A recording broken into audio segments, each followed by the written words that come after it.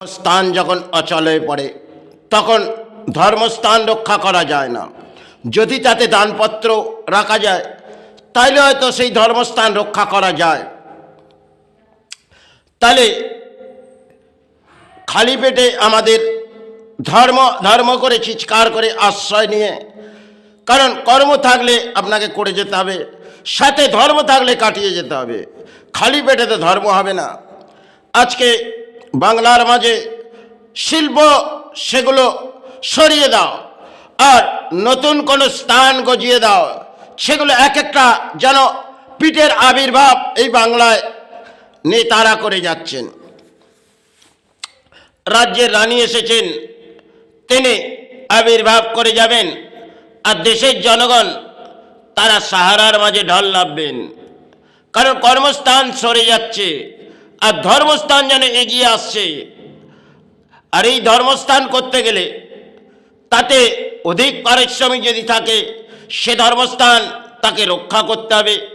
আর সেই ধর্মস্থান রক্ষা করতে গিয়ে কখনো কখনো জীবনে দুর্ভোগ নামতে পারে, কারণ এ জীবনে মানব জাতির ক্ষেত্রে গোদশা থাকে, সেক্ষেত্রে তাকে নীরব হয়ে সেটাকে করণীয় হয়তো কোনো কারণে বন্ধ করতে হতে পারে। কারণ প্রাণী তার অন্যের আহার চাই, তাই অন্যের আহারের জন্যে তার কর্ম, তাই কর্ম না থাকলে ধর্ম রক্ষা করা যায় না। বহু সময় হয়তো আমি কামাখ্যা স্থান যেতে পারিনি, আজ হয়তো আমার এই জায়গার মাঝেই পড়ে আছে, কিন্তু কোনো জায়গায় আর যাবার আমার হয়তো যে নির্দেশ মায়ের কাছে রাখা আছে সেটা যায় না। কিন্তু আজকে বাংলার মাঝে এই ধর্মের পুজোগুলো যেন পুতুল পুজো দাঁড়িয়ে গেছে। ধর্মের সেবা আবির্ভাব যারা করছে দেশের নেতারা, তারা যে মন্ত্র উচ্চারণ করে আবির্ভাব করে যাচ্ছেন, আর ধর্মস্থান করতে গেলে তাতে কিছু শক্তি প্রদান রাখতে হয়। সময় ক্ষেত্রে আমার যেসব গুরুরা ছিলেন তারা রেখে গেছেন, যে সমস্ত স্থান গড়েছেন তাতে কিন্তু একটি না একটি শক্তি সঞ্চয় করা আছে। তার যেখানেই হোক তার স্থানের মাঝে, যে জায়গার মাঝে মা রাখা আছে সেখানে নিশ্চয়ই কিছু সাহারা রাখা আছে। সেই জায়গায় যদি যাই আজও আমার হৃদয় জুড়ে যাবে।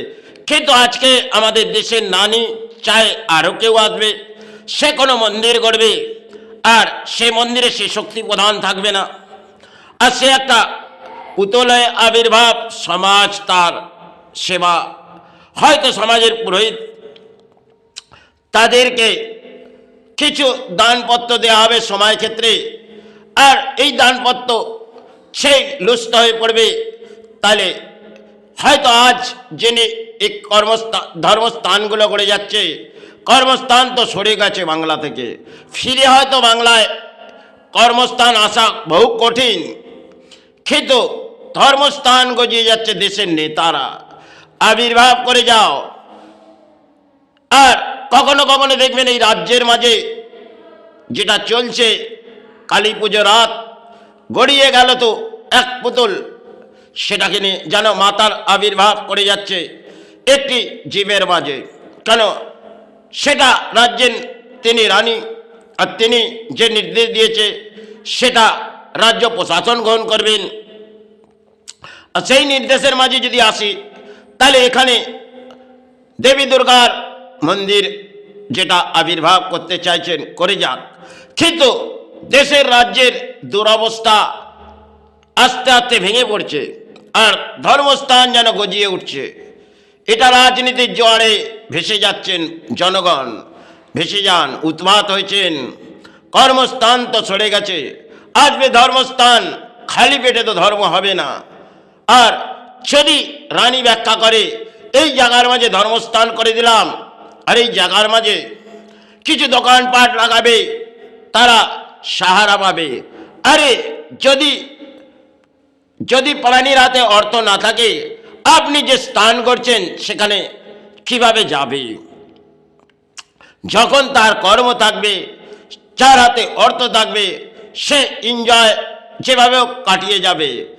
আর যখন অর্থ না থাকবে তখন তো তার জীবনে দুরবস্থা। কারণ আমাদের পুরুষ মানুষের অর্থ নাইলে পথে বেরোনো যাবে না। আর অর্থ চাই, আর অর্থ চালাতে গেলে, অর্থ সঞ্চয় করতে গেলে, আর সেবা চালাতে গেলে সেক্ষেত্রে অর্থর প্রয়োজন। যদি পারিশ্রমিক করে হয়, যদি দানপত্র না আছে, সেভাবে তাকে মায়ের কামনা জানিয়ে সেবা চালিয়ে যেতে হয়। কিন্তু এমনও দুর্ভোগ হয়তো নেমে আসে, সেটা তাকে নির্দেশ করে বন্ধ করতে হয়, কারণ মা তাকে দেখছেন সে সন্তান আর পারছে না। আজকে আমাদের বাংলার মাঝে এক একটি যেন আবির্ভাব ফুটে আছে ধর্মস্থান গজিয়ে যাওয়া। কারণ কর্মস্থান বাংলার মাঝে ফিরে তো আর আসবে না, কারণ এক একটি কর্মস্থান বাংলার মাঝে সরে গেছে। আসছে নতুন কোনো ধর্মস্থান, জাগিয়ে যাও, তাতে সমাজ জাগবে আর দেশের নেতারা তারা আবির্ভাব করে দেবে। আরে এ যেন বাংলায় অদ্ভুত খেলা চলছে ধর্মস্থান নিয়ে। কারণ দেবী দুর্গার আবির্ভাব করে যাও আর সেবায় ধান দেবো, আমরা গিয়ে গায়ত্রী মন্ত্র উচ্চারণ করব আর আমাদের ধর্ম এগিয়ে আসবে। এটাই তো বাংলায় চলছে। কোথায় যে এই সনাতন ধর্মকে এরা হিংসা বৃদ্ধির মাঝে লড়াই চালিয়ে কোথায় নিয়ে এসছে এই বাংলার নেতারা। বর্তমান সময় আজকে দেখবেন একটি মন্দির, হয়তো জগন্নাথ মন্দির থেকে আরম্ভ করে বহু কিছু শিলান্যাস হয়তো আবির্ভাব হচ্ছে, তাতে কোনো শক্তি প্রধান নেই। আছে একটি মূর্তি, তাতে ফুল পুষ্প দিয়ে আবির্ভাব হয়তো সময় ক্ষেত্রে করা যাবে। আবার যখন তিনি সরে যাবে, তাহলে এই ধর্মস্থান কিভাবে রক্ষা হবে জানি না। এর ইতিহাস হয়তো বাংলার বুদ্ধিজীবী সমাজই জানবে। হয়তো আজ রানী গড়ছেন, সে ধর্মস্থান এক একটি শিলা পুঁতছেন। একটা সময় আমাদের ভারতবর্ষের রেলওয়ের পুরনো কাহিনী যদি আসি, সেখানে কালোয়াররা তার যেন ধূপবাতি দিয়ে সেবা চালিয়েছেন, কারণ তাদের অর্থ সঞ্চয় হয়েছে, তারা তার নাম সুনাম করেছে। আর রাজ্যের দুরবস্থা আজও মনে হয়, সে পথেই হাঁটি না কেন আজ 14-15 বছরে হয়তো এক ছিলেন, তিনি লুস্ত হলেন আর কেউ এগিয়ে এলেন, তাতে আমাদের রাজ্যের হয়তো পথ কিছু গড়েছেন, কিন্তু কর্মস্থান ভেঙে পড়েছে। ধর্মস্থান যেন একের পর এক গজিয়ে যাচ্ছে। কারণ 2026 আসছে, এক ভয়ঙ্কর ইলেকশনের খেলা, নেতারা উন্মাদ হয়েছে। তাই একদিকে যেমন বাবরের মসজিদ, সেটাকে কেউ ভোট ব্যাংকের জন্য এই বাংলায় আবির্ভাব করছে, আর তাতে কোটি কোটি টাকা অর্থের পাহাড় তার হাতে সাহারা আসছে। আর দেশের রাজ্যের অর্থ নিয়ে দেশের রানী তিনি চিৎকার করে যাচ্ছেন, ধর্মস্থান করে দেব, আপনারা সারা ফুটে আসুন, কারণ আমার ফুলের মাঝে সারা আছেন, আর আপনারা সারা থাকুন, মা আসছে আপনাদের বাংলার মাঝে। আরে চিনি এই বাংলার মাঝে সে সময় যারা সেবা চালিয়েছেন নিজে নিজে অর্থ দিয়ে, আজকে আপনি কিছু দান দিচ্ছেন, আর পরম যেন দানপত্র আপনার এই রাজ্যের মাঝে আসছে। এতে বাংলার দুরবস্থা ভেঙে পড়ছে।